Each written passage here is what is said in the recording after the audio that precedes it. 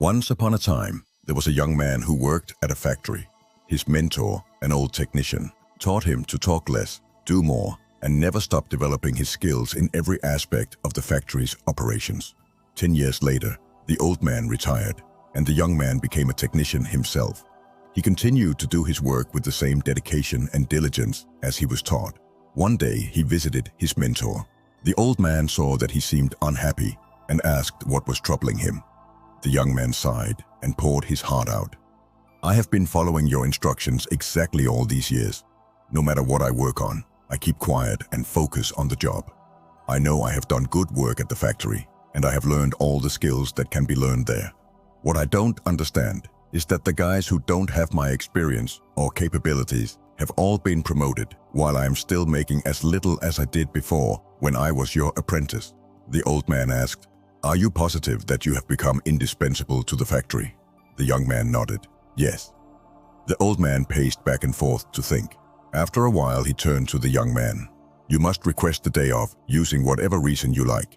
It is time for you to give yourself a break." The young man was surprised by this advice, but the more he thought about it, the more it made sense. He thanked his teacher and left quickly to make a time-off request. When he returned to work after his day off, the manager called him into the office to tell him that things did not go well at the factory while he was gone. Others encountered many problems that normally would be handled by him, and they had no idea how to solve them. Realizing his importance, the manager decided to promote him to the position of senior technician, to thank him and encourage him to keep up the good work. The young man was grateful for his mentor's wisdom. Surely, he thought, this was the secret to success.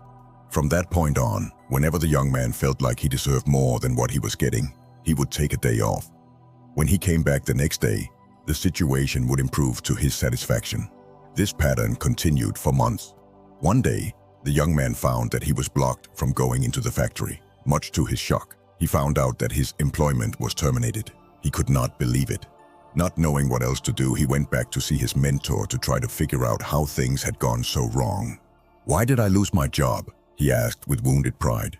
"Did I not do everything as you instructed?" "Actually, you did not, because you heard only half the lesson." The old man shook his head. "You understood right away that no one pays any attention to a light bulb that is always on. It is only when it goes off that people suddenly take notice and realize they've been taking it for granted. You were so eager to apply this understanding that you left before hearing the second half." Second half. It began to dawn on the young man that perhaps he had made a big mistake. What was the second half? The mentor spoke slowly to make his point.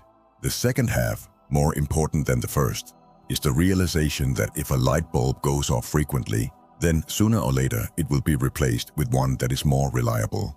Who wants a light bulb that no one can count on to provide illumination? You see, in life, do you have friends and family members that you take for granted? They're always there for you. What happens if one day they are no longer there? Do not wait for such a day to suddenly realize how important they are. Give thanks today for the good fortune of having them in your life. Also, don't let yourself be taken for granted. But at the same time, do your work and don't stop everything you do just because it doesn't go the way you want it to. Find the balance in life, and life will reward you with giving you the balance back.